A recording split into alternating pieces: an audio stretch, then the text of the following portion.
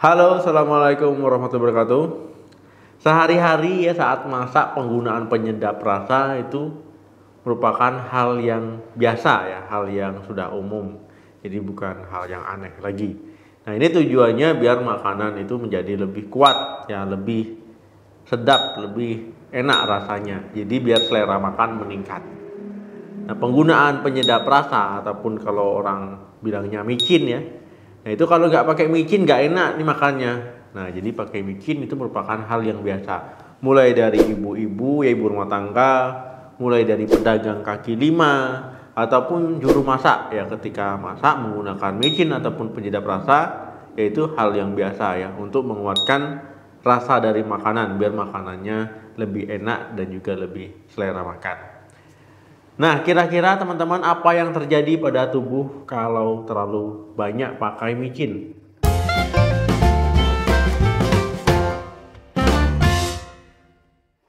Teman-teman, ya micin ataupun dikenal dengan MSG, penyedap rasa ataupun vetsin, sebenarnya itu merupakan bahan yang aman untuk kita konsumsi. Ya, jadi bukan makanan ketika dikasih micin jadi berbahaya, enggak ya. Nah ini sebenarnya aman. Nah tetapi yang perlu diperhatikan adalah jumlahnya. Ya jangan sampai menggunakan micin tadi terlalu banyak ataupun berlebihan. Jadi teman-teman, konsumsi micin itu berguna ya untuk makanan, tapi kalau sudah berlebihan ini bisa berpengaruh pada tubuh ya, ataupun bisa ada efek sampingnya pada tubuh kita. Yang pertama itu kerusakan hati. Nah, penggunaan micin ataupun MSG yang terlalu banyak ya ketika teman-teman makan makanan yang mengandung micin banyak ya saat masak ya kasih micin banyak-banyak, nah ini bisa menyebabkan peradangan pada tubuh, peradangan pada pembuluh darah ya, bisa terjadi kerusakan sel-sel darah merah ya, kerusakan sel-sel hati.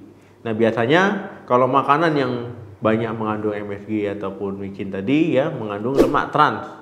Nah, perpaduan ini ya bisa menyebabkan teman-teman kena penyakit perlemakan hati. Yang kedua, diabetes.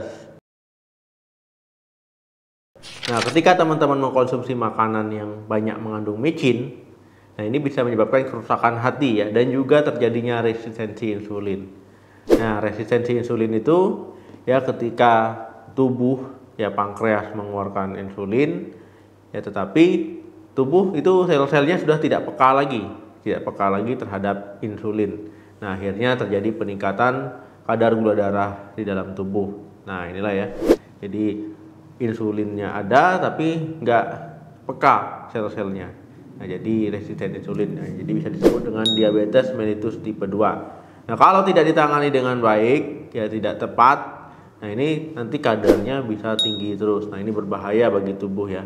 Ini nggak bisa diremehkan orang yang diabetes. Yang ketiga, sakit kepala.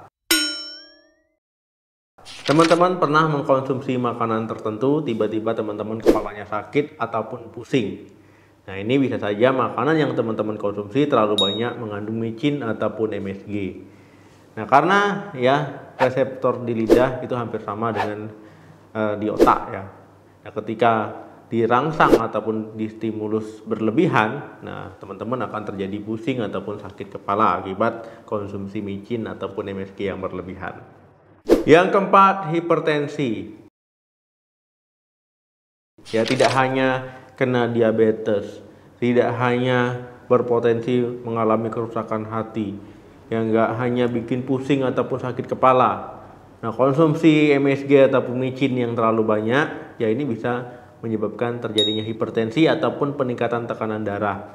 Nah memang ya ini tidak terjadi keesokan harinya, tapi dengan kebiasaan ini terus menerus ya, nah ini akan membuat teman-teman mengalami hipertensi ataupun tekanan darah tinggi. Dok, tip aman menggunakan micin bagaimana? Nah teman-teman ya, micin ini merupakan bahan yang aman sebenarnya untuk kita ya, untuk kita konsumsi. Ya dia bisa menyedapkan rasa makanan, bisa menguatkan rasa makanan. Nah, tetapi jangan sampai teman-teman konsumsinya berlebihan. Ya, kemudian juga teman-teman pola hidupnya sehat, olahraga teratur, jangan mengkonsumsi makanan yang terlalu tinggi lemak. Kemudian juga cukup tidur. Ya, jangan konsumsi alkohol, jangan merokok. Nah, micin aman digunakan ya ketika tidak terlalu berlebihan. Ya, jangan terlalu sering juga dalam mengkonsumsi micin ataupun MSG. Teman-teman perlu tahu ya efek samping tadi ya supaya lebih waspada, apalagi kalau teman-teman memang sensitif ya ketika makan makanan yang mengandung MSG ataupun micin. Dok, cara mencegah efek samping micin bagaimana? Nah, teman-teman ya untuk mencegah efek samping micin, teman-teman batasi konsumsi micin ya, jangan terlalu banyak ataupun jangan menggunakan sama sekali. Nah, misalkan teman-teman pergi ya ke pedagang, misalkan beli bakso, nah itu bilang saja ke pedagang jangan pakai micin. Nah, gitu ya. Nah, itu untuk menghindari efek samping. Nah, ataupun ketika teman-teman masak di rumah juga seperti itu, jangan menggunakan micin ataupun bisa membatasinya. Atau teman-teman bisa menggantinya dengan garam ya ataupun garam Himalaya, tapi juga jangan terlalu banyak. Ataupun bahan-bahan alami, bawang bombay, bawang, ya, oregano, jamur, kemudian bisa pakai daging, pakai ayam ataupun makanan laut lainnya ya dijadikan bumbu penyedap.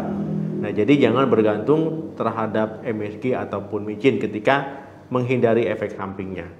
Kemudian ketika teman-teman mengkonsumsi makanan cepat saji, makanan beku, makanan kalengan ya harus hati-hati karena ketika makanan tadi biasanya tinggi kandungan MSG ataupun micinnya.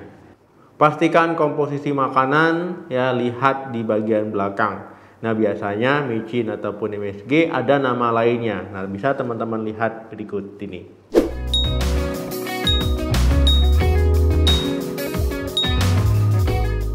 Nah, itu tadi teman-teman ya bagaimana yang terjadi pada tubuh ya, apa yang terjadi pada tubuh ketika kita terlalu banyak makan micin ya, makan pakai micin ya, pakai micin yang seabrek ya, itu pasti akan menimbulkan efek samping. Nah, jadi bukan baik-baik saja ya, bisa menimbulkan efek samping. Jangan lupa like, share, dan komen. Sampai ketemu lagi di video selanjutnya. Salam sehat, sampai jumpa.